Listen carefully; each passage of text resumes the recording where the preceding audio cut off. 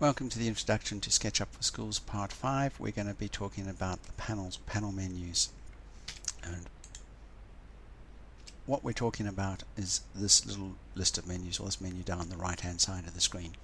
Now the functions here are things that you're going to be doing to the drawing, but not necessarily only to the individual objects that you have here. There are more complicated functions than what we have here for the tools, for the drawing tools, or the simple manipulation tools, movement tools around the actual drawing.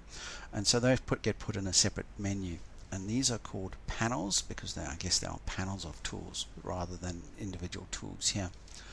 And there are a variety of them. Now the thing you need to know is that if you click on one of these panels, you'll get a whole panel open up, and this is what's different here. If I click on this, you'll see that I can open up more and more panels. Now if I come here, I can take that away and I can delete it and close it and only have the panels that I want. And if I click on the actual heading of it, I can shrink it down and minimize it like this. If I click on this arrow, they will disappear, but as soon as I click open on this again, all of these panels that I have already opened are still there unless I click that close to do it. If I want to get rid of these, what I'll end up doing is having to close each and every one of those. So this is how you manipulate the panels that are going to be visible or not. You can have the panels set up as you wish to have them. You may find that there's a standard set of panels that you find useful, that you keep it minimized and shrunk like that, and you simply use this arrow to click on here, and then you click on this to bring it back up again afterwards. Or alternatively, you may find that you simply open and close the panels as you need to. This is going to be your choice. Alright, then as to what the panels are, if you hover over it, you'll see that a name comes up in tip text. Okay, this one's called entity information, and this is going to tell you about the entities that are on the shape. So what I have here is, if I do this, I have an entity with this here is a face. So this is a type of entity. It's a surface here called a face. These lines are called edges. If I had an entity which was a circle and I clicked on that, it should actually come up and tell me it's a circle, because that's a specific type of entity in its own right. So if I was to select there, it would tell me I have 5 entities. I have 4 edges and 1 face. There's a bit of other information that we're going to go through as we go along in terms of materials and whether or not it's tagged, but that's a simple piece of information that you might like to know. Notice also that when you select here, it'll give you some information about the area, or perhaps about its length, because this is a linear item, and otherwise if I made this, it would actually give me the volume. So now I have 18 entities, but it doesn't give me the volume. I thought it would. It does sometimes give you some extra information on here anyway. So that's entity info. We'll go through this in more detail in other videos, not just part of the series, but as we start using the tools, we'll go through and do that. The one panel that is worthwhile showing you now is this one here, which is the instructor, and this is context sensitive help.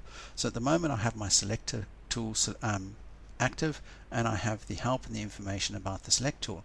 As I go through and change my tool that I'm using, you can see that it gives me information on how to use this. So there we have the line tool. Alright, we have our circle, or otherwise we have our rectangle. So if you don't know how to use these tools down here, you can open the instructor, and that can be very useful as you start to learn. You'll find that I don't have it open very often, and there's probably a lot of information that even I'm missing. It's just I find this little graphic a little bit disturbing and disruptive. But help yourself. Certainly at your beginning, learn how to use your tools. This is a great way to do it. Alright, then tools here, what we have is components. Now a component is something that you can draw, you can define as a component, you can put it into a library, and then when you need it, you can go fetch it from there and put it down. So if you have if you're building a house and you've got a certain style of windows, you can actually create a drawing of the window, and you can file it away in components, and then when you put that window into the building, you go fetch it and paste it down. And that's how it's meant to be used. We will be using components at a later stage, and we'll cover this menu at that point. There is something we'll be doing in video 6 just briefly, but other than that, nothing to worry about right now. Materials is linked to this bucket tool. So you saw when we actually took the bucket tool, what popped out was the materials, and this is going to allow you to basically pick a color and make something a different color. Now at that stage it selected everything, so it did the whole lot, but otherwise if I didn't have it selected it would just do the surface that is selected. Word about color. Color is great, but beware that it doesn't interfere with what you're trying to show, so use it sparingly. Over here we have a panel called tags. We will deal with tags at a later point. The main purpose of tags is to help with visibility and to group stuff together. Subject of later videos that we'll be doing. Here we have a panel called views. I'll show you this in a little while, because what it does allow us to do is select standardized views of how we're looking at items, so front, back, left or right, or we can look at it from various angles. It's sometimes a very useful tool. That's its main reason here. We also have a selection between perspective and parallel, and you can see in parallel it looks a little bit wrong unless I look at it that way, in which case it looks great. So they have their purposes.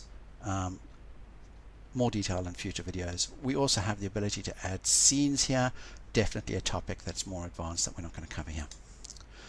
Over here we have the menu for display, and this covers a number of issues around the environment here.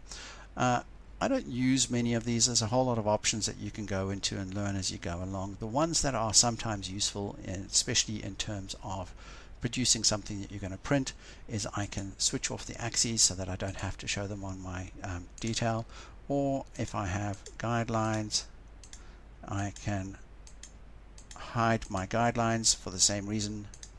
So I can, oops, I've taken away the axes, I can take away the guidelines. It clears up my drawing, and it means that when I want to print it, I don't have that detail on the printed page, and that can be useful. The alternative, and the other reason I come to this little panel here, is because if I wanted to delete all my guidelines in a hurry, especially when I have a lot and I don't want to delete them one by one, I click this button called delete all guides and they will disappear. Apart from those three things, there's very little that I do with the display menu. There are other bits, more detail not required at this stage. Over here we have the model info section. We're going to come back here in the 6th video of the series, and we're going to talk about this in a bit more detail. So let's leave that until then. And down here we have the solid inspector. Now the idea is that we want to actually create solid items for printing. The printing items need to be fairly clean. We don't want anything extra. I've missed one again.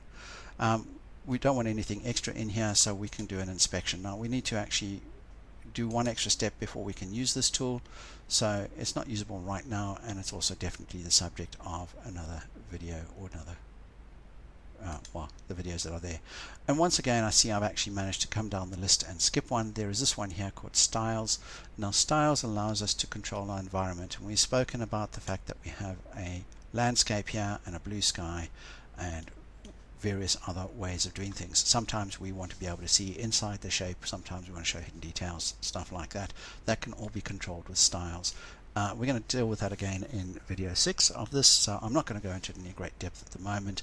Other than that, it is a useful tool from time to time for helping you to see your shape or your objects in different ways. So those are the panels down here. Definitely the videos available from other people, and otherwise you will get to see them used as you go along. The only ones you really need to know about in the meantime is this one here for the instructors, and that's because it is so helpful for you in terms of the tools that you have on the left. So that should be all for this video, and what we're going to do is carry on to the 6th one, where we create a workspace or a blank diagram that sets up our workspace the way we want it, that we can reuse over and over again without having to go through multiple steps. Thank you very much for watching this. I'll see you in the next video.